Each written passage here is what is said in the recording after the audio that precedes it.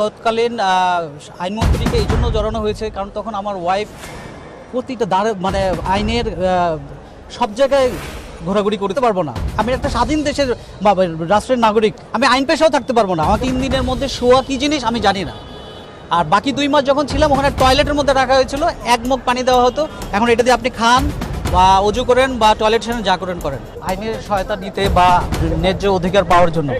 সেখানে শুধু আমি বিরোধী দলের তৎকালীন সরকারি দলের যে বিরোধী দল যে বাংলাদেশ জাতীয়বাদী তার একজন সমর্থক, শুধু আমি একজন সমর্থক হয়ে যদি আমাকে এরকম নির্মম নির্যাতন হয় তাহলে সাধারণ অন্যান্য মানুষের কি অবস্থা আমি সেটা ফিল করতাম। আমি 2015-র ঘটনা, বাট এর মধ্যেও আমি কোনো রাতে এমন একটা রাত নেই যেটা নিয়ে যে আমি দুশ্চিন্তাগ্রস্ত করতাম না, তাদের টর্চারগুলো আমার মনে স্মরণ হতো না, এমন একটা রাত নেই।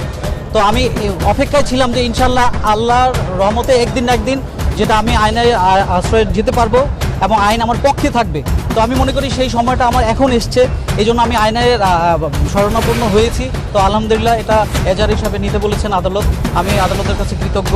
হ্যাঁ, তো আর তৎকালীন আইনমন্ত্রীকে এই জন্য জড়ানো হয়েছে কারণ তখন আমার ওয়াইফ প্রতিটা মানে আইনের সব জায়গায় ঘোরাঘুরি করেছে, তারা সব জায়গায় গিয়েছে, কোথাও কোনো তাদেরকে সহযোগিতা করা হয়নি, বরং হুমকি ধামকি দেওয়া হয়েছে ফোনে যে চুপ করে থাকবেন, যদি একটু বাড়াবাড়ি করেন, কোনো জিডি করতে যান, রিড করতে চান, কিছু করতে চান, তাহলে কিন্তু ফ্যামিলি সহ হয়ে যাবে। এরপরও আমার ওয়াইফ রিড করে, হ্যাঁ, কিন্তু বাট সেই রিডটা খারিজ করে দেওয়া হয়।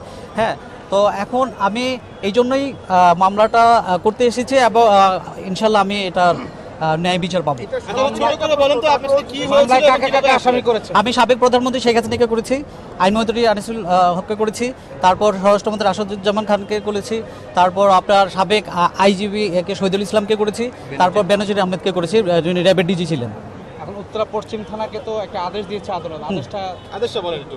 আমি আদেশটা জাস্ট শুনেছি যে আদেশটা দিয়েছে, আমি এখন আদেশটা দেখব। এজার হিসেবে দিয়েছে, এজার হিসেবে নিয়ে গেছে।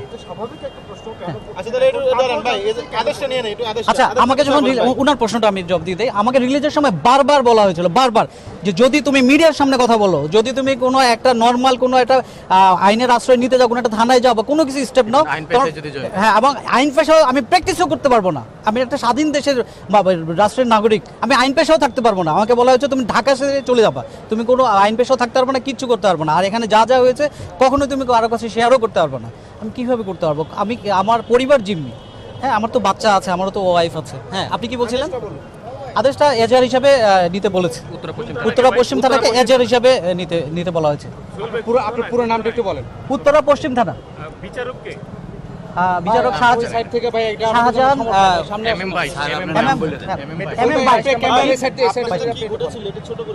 আচ্ছা, আমি আমার সাথে যেটা ঘটেছিল, মানে এটা তো নির্মম নির্যাতন, এটা শেষ করা যাবে না। তবে একটু আমি উদাহরণ দিয়ে আপনারা বুঝতে পারবেন। আমি জানতাম যে আমাকে মেরে ফেলা হবে এবং তারা মেরে ফেলার জন্য আমাকে ওখান থেকে সরিয়ে নিয়েছিল। কারণ কি, যখন আমি দেখলাম যে আমার রুমে সালাউদ্দিন ভাইকেও নেওয়া হয়েছিল এবং উনার মতো রিনাউন্ড পার্সনকে টর্চার করা হচ্ছে, উনি চিৎকার করছে, আমি নিজে শুনেছি। তো এটা উনি 10ই মার্চ আমার রুমে, আমি যে রুমে ছিলাম সেই রুমে রাখা হয়েছিল। তখন আমি তো ভাবছি যে আমাকে তো মেরে ফেলাই হবে। তো আমার ইচ্ছে ছিল যে আমাকে মেরে ফেলার আগে যেন আমাকে 10 মিনিট শুইতে দেওয়া হয়। মানে শুয়ে থাকাটা, এটা আপনারা সবাই শুয়ে থাকেন, বুঝেন না এটা আল্লাহর কত বড় নেয়ামত। এই শুয়ে থাকা যে কত বড় নেয়ামত আমি ওখানে বুঝেছি। আমি মানে মনে মনে ভাবতাম যে আমাকে মেরে ফেললো যেন আমাকে একটু শুইতে দেয়। এবং আমি একজনকে কানে কানে ওখানে বলেছিলাম যে ভাই আমাকে একটু কোমরটা সোজা করতে দেওয়া হবে, একটু আমি শুইতে পারবো। শুইতে দেওয়া হয়নি। 6 মাস 3 দিনের মধ্যে শোয়া কী জিনিস আমি জানি না। আর বাকি 2 মাস যখন ছিলাম ওখানে টয়লেটের মধ্যে রাখা হয়েছিল, 1 মগ পানি দেওয়া হতো। এখন এটা দিয়ে আপনি খান বা অজু করেন বা টয়লেট সেখানে যা করেন। আমি 46 দিন পর আমাকে একবার গোসল করতে দেওয়া হয়েছিল। আমার শার্টের উপর থেকে ময়লা আসতো, আর বাথরুম একবার।